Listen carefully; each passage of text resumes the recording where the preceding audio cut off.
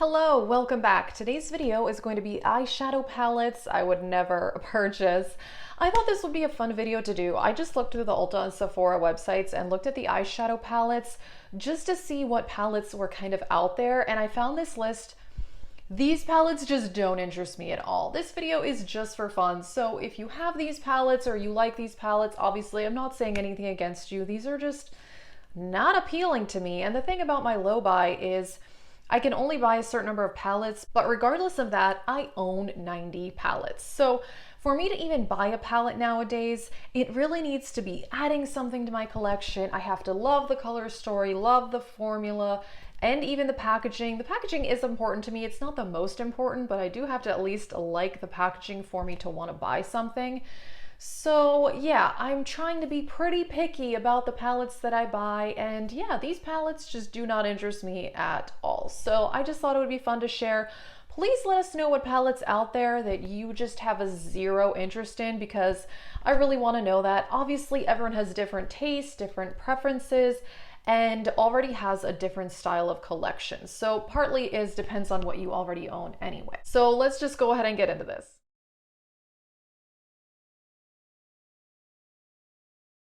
Alrighty, I made a list. It's on my computer here. First up, the Morphe 35C Everyday Chic Artistry palette. I mean, honestly, any palette from Morphe would be on this list of palettes that I would not buy because I stopped buying from the brand quite a while ago. I will say a few of the colors in this palette are actually kind of nice. There's this light purple, a pink, a green. It's actually a pretty color story, but I don't buy from Morphe anyway, but I just don't love these giant palettes.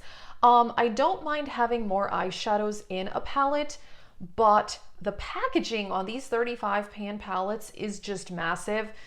I still do have the original Jaclyn Hill palette. It is so big. It just does not fit in well with my other palettes. It takes up a lot of room in those drawers. And yeah, I just would like my eyeshadow palettes to be a bit more compact because I am working with limited storage. I already have a bunch of palettes. So yeah, I mean, Morphe in general doesn't interest me, but particularly any of their 35 pan palettes, just no thank you. Okay, this next palette, I forgot it existed, and I think I only realized it existed for a brief moment when I saw it on Instagram. It's the KVD Edge of Reality Recyclable palette, which that is a cool concept. I will give them that. It's neutrals with a pop of blue and a pop of purple, and it's on sale. I don't think this is doing very well from what I can tell just based on the people I watch on YouTube. I haven't seen a single person mention this palette, and I haven't seen a single person that actually owns this palette. Maybe it's good, I'm not sure. With the whole KVD rebrand, I will say now that Kat Von D is no longer involved, I would purchase from the brand again, but there has not been a single release that has interested me at all. It doesn't interest me. This palette, I don't really like the packaging on it. I mean, the color story is pretty blah. Sadly, this is one I am not surprised is on sale. All right, next up is a palette from Buxom. It is the White Russian Cheek and Eye palette. And it's what it says. It is a few neutral eyeshadows and some cheek products. Actually, I've seen good reviews on this. I saw Emily Noel talk about this, and she did seem to really like it. I just think for my collection, this is so simple, and I have these colors a million times over again. And I admit, I'm not completely against palettes that have both eye products in there and cheek products, but I'm not that into it. I would prefer a separate face palette and a separate eyeshadow palette. That's just me, that's my thinking. I will say, now that I've said that though, the new Samantha March Ophir palette is a combo of eye products and cheek products, and actually it looks kind of nice, so I was almost tempted to buy that, even though I just said I don't usually like the combination of eyeshadows and cheek products in one palette. But yeah, this one from Buxom, I think it looks like it's something would be really, really nice if I had a really small makeup collection. I didn't own many products, and I wanted something simple and neutral. I actually think this would be a good buy. But for me, who already owns a lot, there would really be no point in me buying this. All right, next up is the NYX Ultimate Utopia palette. Okay, I actually think some of the colors in here are pretty. Some greens, oranges. However, I have a lot of issues with this palette. Number one, I've had really bad luck with the NYX eyeshadow formula. I've tried over the years, I mean, and I'm talking like within the last 10 years, I've probably bought at least 4 or 5 palettes from them. And they all ranged from really terrible, horrible, chalky, no pigmentation to mediocre. So I'm really just not that interested in buying anything, or at least buying eyeshadows from them. There's other things from NYX that I like, but in my opinion, from what I've tried, their eyeshadow formula isn't great. And also, again, this is big. I don't know what it looks like in person though. I will say I don't know if it actually is the same size as one of those Morphe 35 pan palettes. It may be a little smaller in real life. I don't know because I've only seen this palette online. Also, it's $35. I get there's a lot of eyeshadows in there, but a lot of people have been saying this about NYX in the last like 2 to 3 years. Their price increases for a drugstore brand have been a little ridiculous. I'm sorry, $35 for a NYX palette, in my opinion, that is absurd when you can buy BH Cosmetics, which their palettes, at least from what I've tried, are way higher quality than NYX, and you can get a palette between $16 and $20. And NYX is charging $35? No, no. I think this is absolutely ridiculous. I would not buy this at all. Okay, here's a palette I just thought I'd mention because I didn't even know that this existed. This is the Tarte Busy Gal Goals Eye and Cheek palette. Looks kind of like a similar to that Buxom one where you get a couple blushes and some eyeshadows. Again, super basic, super simple, super neutral. Nothing wrong with it. I mean, it might be really good, honestly. Tarte as a brand, though, I lost interest in them a long time ago. I do own a tube of the Shape Tape, and I have some of their blushes that I bought like years and years ago that I still like. I'm actually wearing a Tarte blush today from a blush palette that I bought 3 years ago. I still like it. I still think it's good, but I'm not out there seeking the Tarte products because they're kind of blah. But I mean, I get that. I mean, they're kind of more, it's definitely neutral is their color palette. I get that, and that's fine. And I do wear neutrals most of the time. But yeah, again, this just, I don't know. It looks pretty not that interesting to me. In general, Too Faced is a brand like Tarte where I lost interest in them years ago. There's a few of like their staple products that I still like their Chocolate Soleil bronzer. I do like their Born This Way foundation, and I do have the Born This Way, the full coverage concealer that I like. But their eyeshadow palettes are just not interesting to me. So this one is called the Light My Fire Mini Palette. Actually, this is pretty. I will say the yellow and the coral, those are pretty colors. I have them plenty in other palettes, but I don't know. There's just something about a Too Faced palette that just doesn't interest me anymore. The whole, tin packaging thing, it's kind of cute, kind of tired for me. The only palette I still have from Too Faced is the original chocolate bar, and I still like it, but I admit I haven't used it in probably 6 months. I should use it because I actually like that, and I have a lot of nostalgia over that palette, but I don't know. Whenever Too Faced comes out with new palettes, I'm not into it. I'm going to talk about a few palettes from the same brand or sister brands, and that's Makeup Revolution. I bought one palette from Makeup Revolution one time, and I kind of took it as a sign that I shouldn't buy more, because what happened is I ordered it from Ulta. It came completely crushed, like eyeshadow everywhere, unusable. I contacted Ulta. They sent me a new one. Same thing, came completely crushed, and I just decided to return it and get my money back. And the more I've watched videos on various Makeup Revolution eyeshadow palettes, it seems most of them are on the mediocre side from what I've seen. There may be some that are better than others. So they have this Revolution Pro New Neutral palette, which this one looks like it's duping Huda Beauty. And that's the weird thing about Makeup Revolution, is that they have some products that they're just like totally on their own, they're creating them or whatever. And then they have all these other products where they're clearly duping other brands. I just find that a little strange. that you would both be doing your own products and do products. I don't know. You know, whatever works for them, great. Go for it. I'm not really interested in this, and just, yeah, I haven't heard that good of things about their eyeshadows anyway. And then they have these circular palettes that just don't appeal to me at all. I admit they're cute. They are, but I wouldn't want them as eyeshadow palettes. So they have this birthday cake circle palette. Pretty colors, actually, but I'm weird. I've mentioned this in other videos. I like my palettes to all either be square or rectangular. It's easier to store. It just works better in my makeup drawers. I can stack them very easily. What can I say? I don't want to buy any circle-shaped palettes. That's just my preference. I own enough palettes, so if I can rule some out purely based on the packaging, great. Money saved, no problem there. And then they have the donut palettes also, which I admit, these are kind of cute. I'd rather just eat a donut though. I don't know, I'm not into it. This next brand, I admit I kind of forgot about them. Violet Voss. I forgot that they even existed until I saw this palette on the Sephora website. This is one of their fun size palettes. They have a few. My issue is that I bought one Violet Voss palette. It was one of these mini size ones and it wasn't that good. No, I wasn't that into it. It wasn't terrible. It was definitely lacking in pigmentation, but I think that their palettes must be hit or miss, because there are some people who I watch on YouTube and follow on Instagram who love some of their palettes.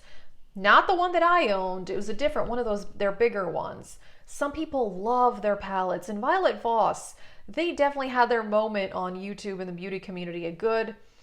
I can't remember, maybe about 5 years ago, people were really raving about them, and Laura Lee did that collab with them. They were all the rage, but I don't know. The one palette I owned, I just was very disappointed in the formula. And once that happens to me, particularly with eyeshadow, I tend to just not want to buy from the brand again, because here's the thing. There are so many brands that have amazing eyeshadows that I love, like Natasha Denona, BH Cosmetics, even single eyeshadows like the Coastal Scents Hot Pots. Nobody talks about those anymore, but I still love my Coastal Scents single shadows. I think they're great. So, or Makeup Geek. I mean, yeah, I own such good eyeshadows that if I tried one palette from a brand that I didn't like, I have zero motivation to try any other eyeshadows from them. Okay, this next palette, the Huda Beauty Naughty palette.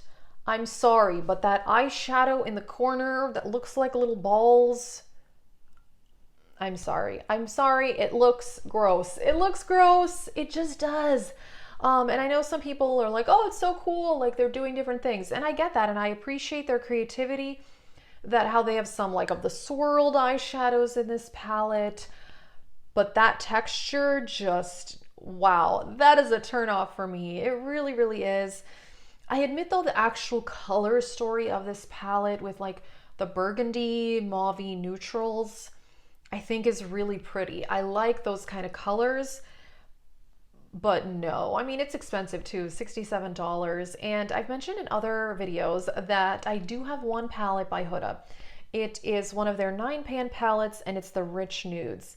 I love the color story. I mean, it's kind of like this mauve type colors, but the shimmer formula is so-so with me. I like it, but I don't love it. I can make it work, but I like other formulas better. So again, I mean, I like that Huda palette way more than some of these other brands that I've talked about that I don't love, like the Violet Voss or the NYX. The Huda palette is way better than those, but it's not as good as BH Cosmetics in my opinion. It's not as good as my Natasha Denona. So again, once I have that type of experience with a brand, it turns me off from buying more from them, which, you know, is fine. It's saving me money. And like I said, I own a lot of palettes anyway. Here's a palette I did not know existed until I was scrolling through the Sephora website. It's the Charlotte Tilbury. It's called the Super Nudes palette. It's a very small palette. It's $57. I actually really like the Charlotte Tilbury formula. I have 2 of the quads, and I have one of her $75 palettes. My thoughts are, I don't know, after buying that $75 palette that has 12 eyeshadows in it, paying $57 for such fewer eyeshadows. Also, these colors are incredibly basic. I mean, I probably have these 100 times over. But I like the formula, so I could see this palette being really good for someone who wants really simple neutral eyeshadows. They want them to be high quality. They want a bit of a higher end brand. Then I actually think this makes sense. But again, this is one of those where I'm sure I would like it, but I just don't think it would be adding anything new or interesting to my collection at all. This next one makes me sad because I really want to try Rare Beauty, and whenever they release something, I strongly consider purchasing it, but I don't know, there's just nothing from the brand that has like really drawn me in and made me interested. And the products get such good reviews, but this eyeshadow palette, the Confident Energy palette, it's an all shimmer palette. It looks pretty, it's probably nice. And I think the kind of point of this, that they're just shimmer shades, you take one, put it all over the lid, kind of like a one and done type thing, which lately has been my thing. I've been doing tons of one eyeshadow looks. Today I'm just wearing one eyeshadow all over the lid and the crease. I like that, I do, but there's just something about these colors that sadly just don't really inspire me at all. All right, this next palette is by Makeup by Mario, the Master Mattes. These colors, they look beautiful, very like warm camel-y colors. I love warm neutrals. However, I've seen some reviews of these eyeshadow palettes, and I would not buy one based on the reviews, because most of the reviews I've watched, people either liked the eyeshadows or they said they were a bit mediocre. And then the packaging, it seems like a lot of people had issues with the packaging. So I don't know. It's pretty expensive. It's $48.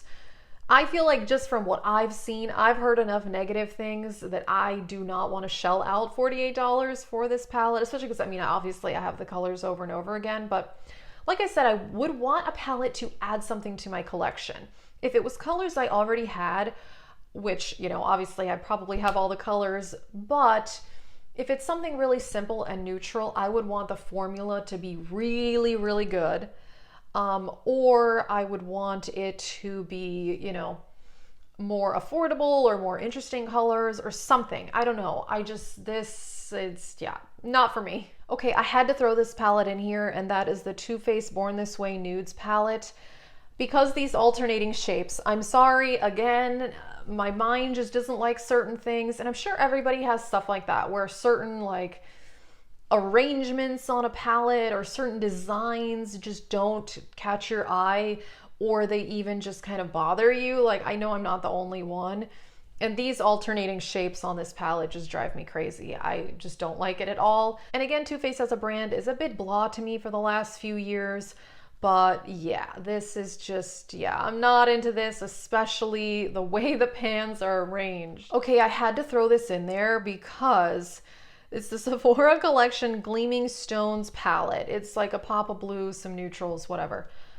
I have yet to ever see someone positively review eyeshadows from the Sephora collection, except for those pro palettes they released a few years ago where people like raved about them.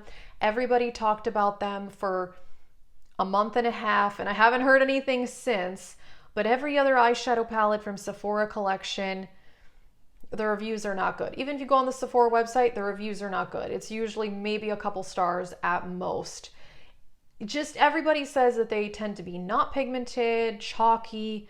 Again, I've never even seen this palette in person, but just based on any YouTube video I've seen about Sephora collection eyeshadows, with the exception of those pro palettes, just no, I don't know. I feel like they have these palettes for people kind of coming into the store who maybe don't know that much about makeup, maybe don't, obviously people that don't really watch the beauty community, they're not sure what to buy, they don't want to spend that much, such as Natasha, Denona, and then they buy a Sephora collection palette. I don't know, I made that up, I really did, but that just is what it feels like to me. And based on all the videos I've seen on their eyeshadows, like I said, it's not good. But if you've tried an eyeshadow palette from Sephora collection that is actually good, please let us know, because I am curious.